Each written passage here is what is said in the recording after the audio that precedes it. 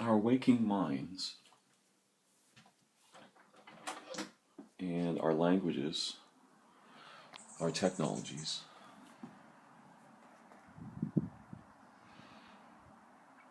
are habituated to produce derivatives. So to make the words that I'm making here, to collapse from, in steps actually, from all the possibilities of all of the actions and ways my mind and senses and orientation might be. It is as if I fall down a cone, and we used to have access to much of the cone, but as we became more familiar with language, as our minds transformed into a likeness that could manipulate it, we lost access to the upper orders of this cone that our conscious mind certainly has access to. It seems clear that our sub and unconscious mind, these are strange ways of talking about one thing, but the aspects of mind that aren't available directly to our consciousness. And there may be peculiar organs here. There may be something at least analogous to a psyche, for example. What exactly that means might be difficult to say, but let us imagine some kind of pool where, rather than there being symbols, there are the inclinations of certain kinds of figures to form or be sustained from a body of potential, right? Much like language, right? Isn't that interesting? Of all the possibilities of language, our experiences are extremely limited. We've never known, most of us will never know what it is to be linguistic. Rather, we shall know something of what it is to know a language. But what I want to get at is kind of strange and difficult to notice ordinarily. As I'm speaking right now, I'm traveling down this cone from all the things I might do, to some things I might do, to this thing I might do, to me talking, to actually not knowing how I'm going to put sentences together, what I will say next, and then iterating travel down into structure, down into derivatives, where finally actual words come out of my mouth in a sequence that I haven't pre-planned, and is both practiced and somehow improvised. But once I'm down here in language, as I am now, far from the places where insight, which is another order of apprehension and participation in consciousness, and may involve noticing the process that I'm clumsily dancing around with my words here.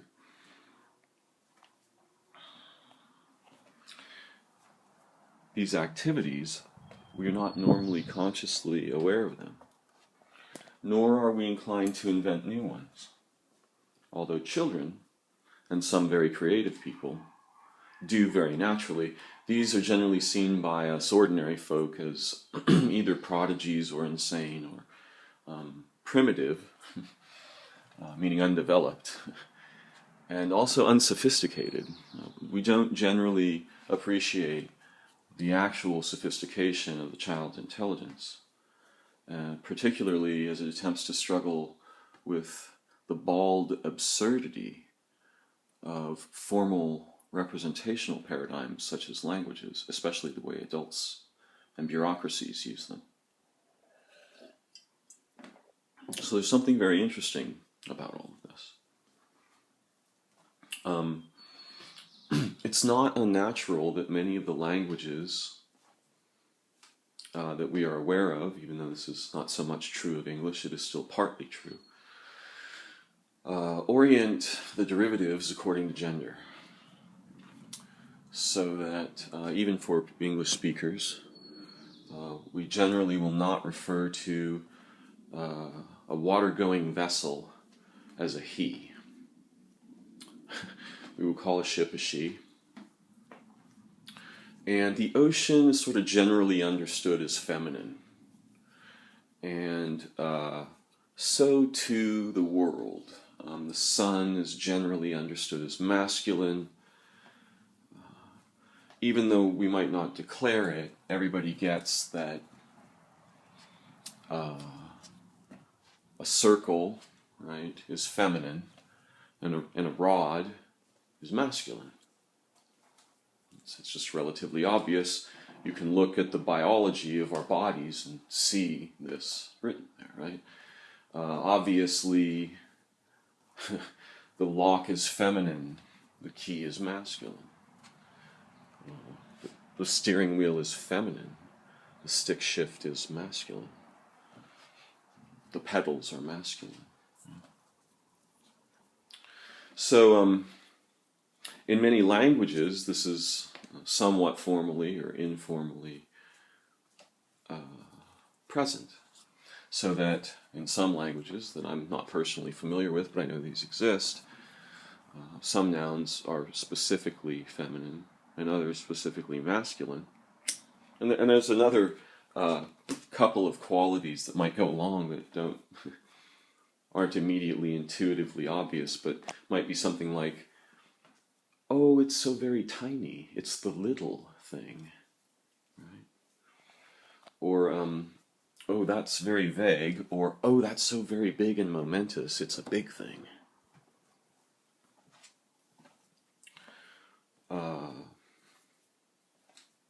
And all of these features in the languages have emotional connotations that are, of course, missing largely from English.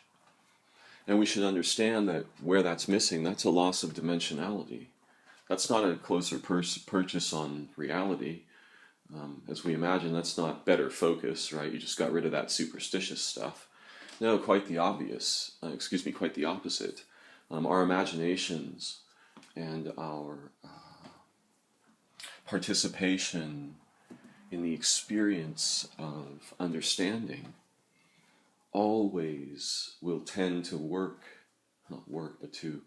to give us a richer and deeper and more broad and intelligent experience if the dimensionality is greater. Normally, the reason that we get rid of some of that dimensionality, the reason that we collapse down into structure, is for utility, right? We want a very specific outcome. We've decided that. We want, for example, very rigorous purchase upon the meanings of words and their relationships with actual objects in the world. And so eventually you get a mind that says, well, of course, things aren't really gendered.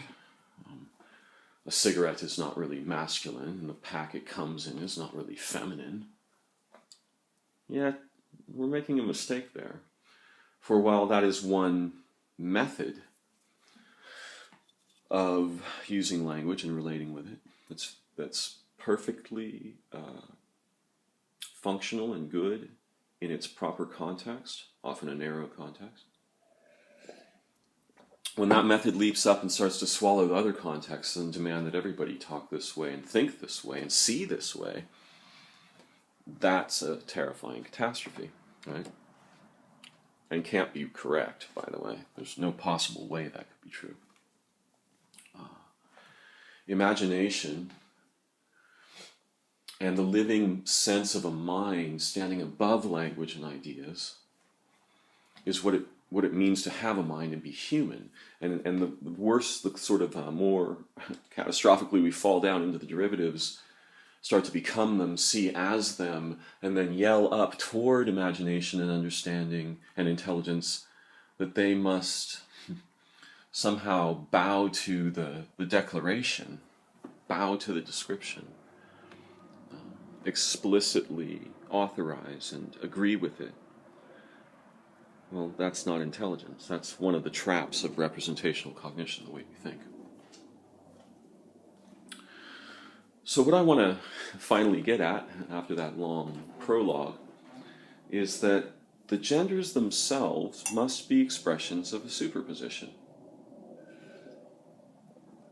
In other words, a transgendered position.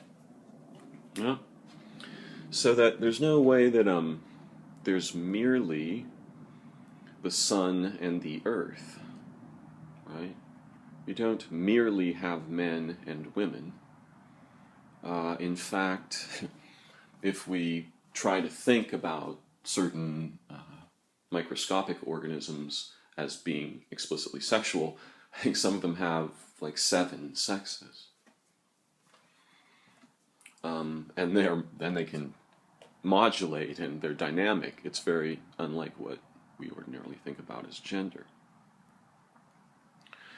And so we see, of course, in nature, essentially, gender descends, formally gendering things descends from a transgendered state. It's impossible that it's otherwise. Space-time is neither masculine nor feminine. So that we might understand that from a manifold, one mode of, how should we put it? One mode of observer chosen perspective will produce a 0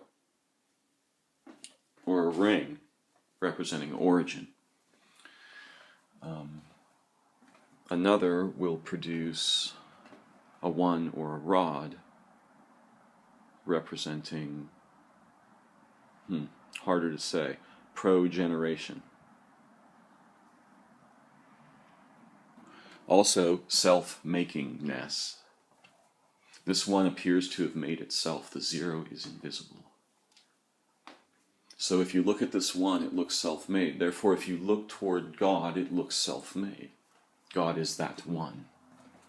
God is the one of coming of oneness, right? I mean, so interestingly, if you look toward the token we use toward God, you're only going to see the one. You're not going to see you're going to see true north on the compass. The compass will be thrown away. You'll forget there's a needle. You're going to look at 1 degree of 360, and it's the only one that stands out, right? By the way, that's the one that talks. That's like the speaking mind, whereas the 0 is like the dreaming myriad manifold from which that's collapsing into expression instant to instant, invisibly. It has no identity. You can't even refer to it.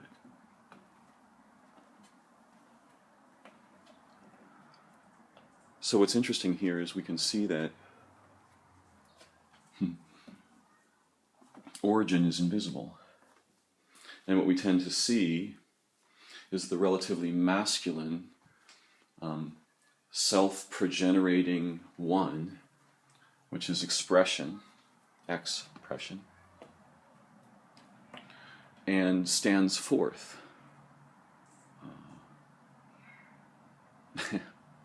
Now, its truest role is peculiar. It's the hero of the 0. But when somehow, having forgotten this property inverts, and it claims the 0, its origin, has no value, or possibly is evil, or any other kind of mad fantasy it wishes to, the shadow of its own soul wishes to invent. So what I want to get at here is that without having anything to say about specifically what God is, maybe, might be, or must be, we can notice some things that are impossible to deny, actually. And just to make things safe for everybody to play, atheists, everybody, right? We can just basically say that it's possible that there are orders of intelligence in reality above the human, and that our own order is an expression of these. And so, presuming that there are many orders above our own, much like there are greater and greater orders of structure in the universe, there may be either one so significantly beyond anything we can imagine that it would functionally qualify as God, or there may be a penultimate or ultimate order, at least locally. And so we don't have to know what God means. We just sort of mean like an intelligence of some form that orients the expressions in nature, and that those expressions are of. Yeah. Not too hard to grant, since our own bodies follow this paradigm. There's no reason why I should be conscious. My 35 trillion animal cells and 350 trillion bacterial cells, why should I be a Darren or a human, or even be able to use language or have a mind like this or anything? Yet I do. Even if it's an accident, I do. So could the same kind of accident happen in a way that connects discrete organisms and perhaps even minds? It seems rather likely. We can throw away metaphysics and just say we don't even know what that means yet, but it still seems rather likely. And about this God is like the manifold from which 0 and 1 are not derivatives. They are orientations of a participant mind. So that from one position, the origin is always in precedence. From another, the discrete example and expression exists either as an expression of that origin or in isolation. Interesting word, isolate, ion. As a one, as an I, that stands to deny origin. Yeah? And say, no, origin is secondary, or even trivial. What matters is this rod, this declaration, this word, this opinion, this idea. Much like a hard male sexual organs, standing like a tower, like those we continuously build in our cities, over everything. And notice there are no round balls near the bases of these towers, like our own flowers have. The explicit presence of that circle, right? That origin. Huh? So there's sort of two species of the masculine, right? One is the hero of the 0. Yeah? It's connected to the mothers and the grandmothers and the origin and the world and living beings, children, intelligence, insight, discovery, humanity, ecology.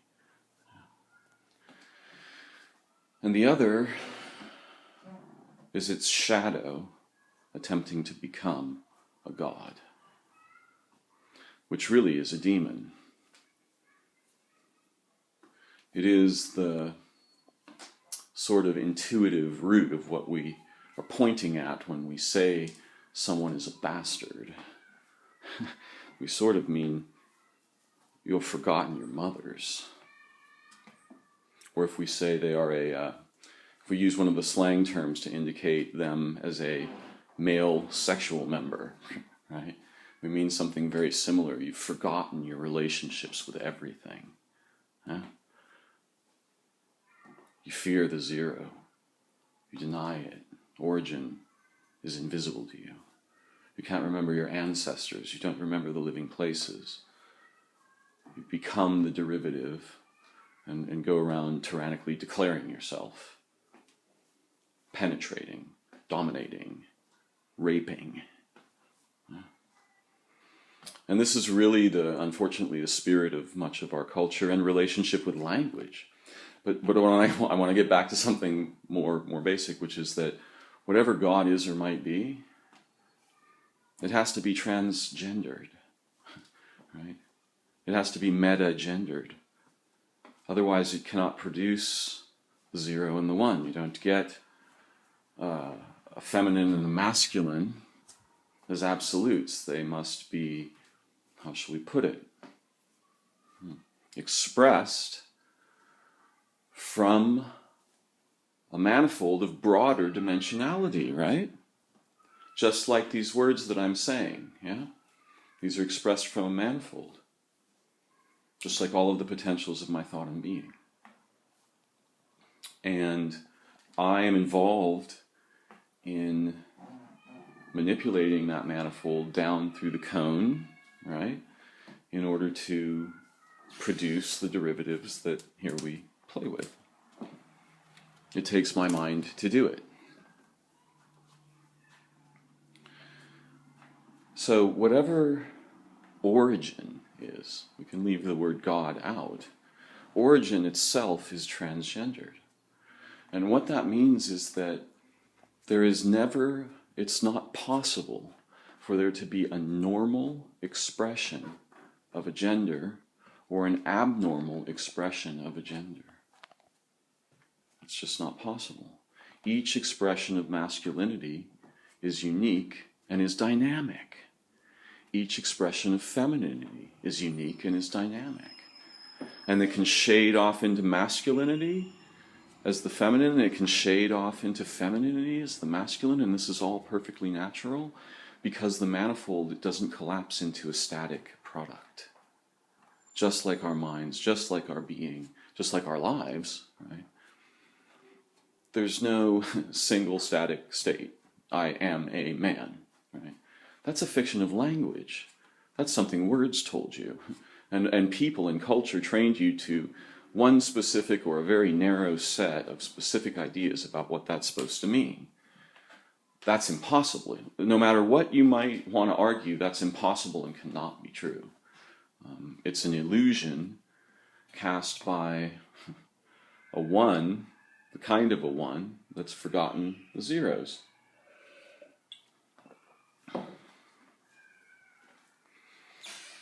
So whatever it means to be any gender is dynamic.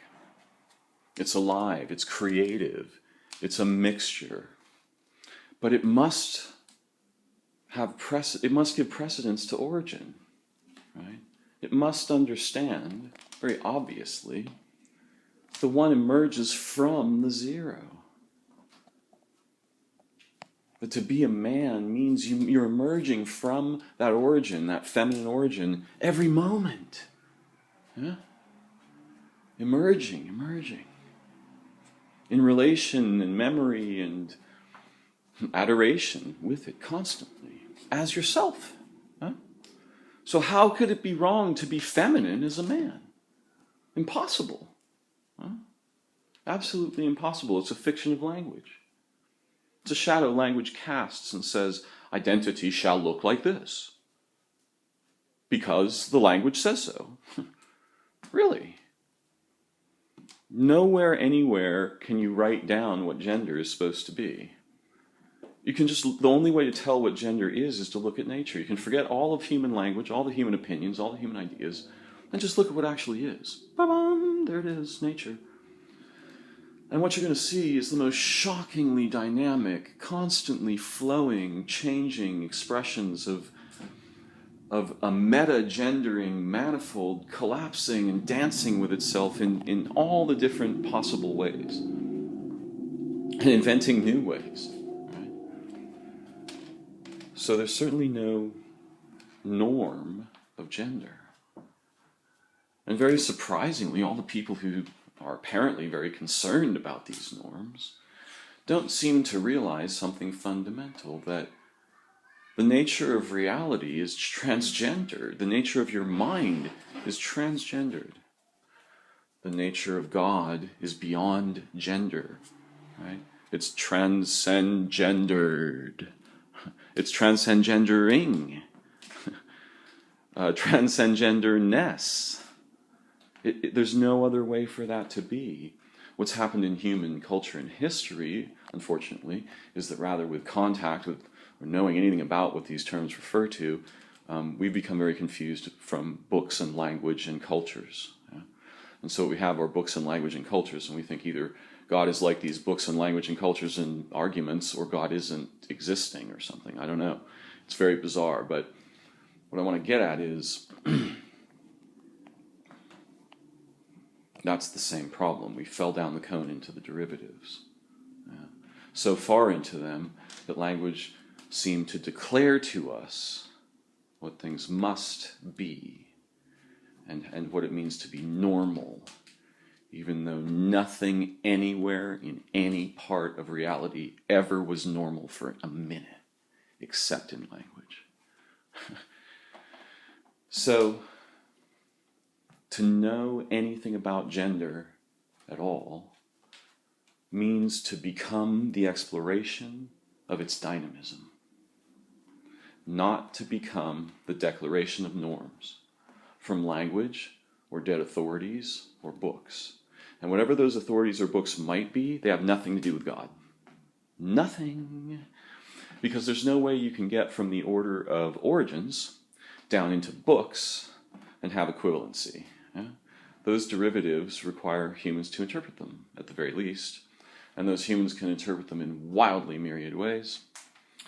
And there's no possible way that any of those things can be declaratively true about the nature of God, reality, what gender is supposed to be, shouldn't be, or any of that stuff. Those are fictions that have come to stand in the place of intelligence, relation, understanding, participation in origin, with our origins, as the living expressions and voices of origin. It's absolutely crucial that we understand, especially men. It's far easier for women to understand, for they start out in a relatively good position with origin. Their bodies are origin. But unfortunately, men and the sort of masculine, the false masculine shadow that enculturates men and that dominates our cultures has no relationship with that. It's completely tyrannically isolated in fictions of language. And so it wants to declare genders, including the gender of God. The reason that we think the gender of God is male and speak of the gender of God as male is not necessarily because we're chauvinist. It's again because the zero is invisible and its intelligence is silent. It doesn't speak. It would never write a book, ever. Right? So the aspect of the divine that is expressed into derivations is the masculine. And it's the only aspect you can see, right? It's the expression body, so it looks always masculine. But trust me, it's the hero of the zero, and always has been. This is the great secret, or a great secret. Difficult to encode it in language in such a way that it will liberate those who are trapped by its opposite, yet we may play at such tasks, as hopefully I have here. What should be clear is this. Potential is transgendered. All expressions derive from potential. Reality is beyond gender. All modes of gendering and dynamic forms of gendering have a peculiar quality that requires something like our own minds to produce our experience of. We should not bow to the declarations, demands, or tyrannical projections of our very crude relationships with the languages we've thus far formed. Instead, we should just recognize that the nature of our nature is beyond gender. And whatever this word God may refer to, it is certainly not one gender alone, nor could it be. In exploring these matters, we can find new ways to think and speak, see, play and discover both something more like our actual intelligence and something much more like our hearts, the nature of our humanity, and our relationship with language and the both exciting and dangerous derivatives of representational thought and the cultures that it has thus far rather crudely generated. Perhaps we may even advance them together.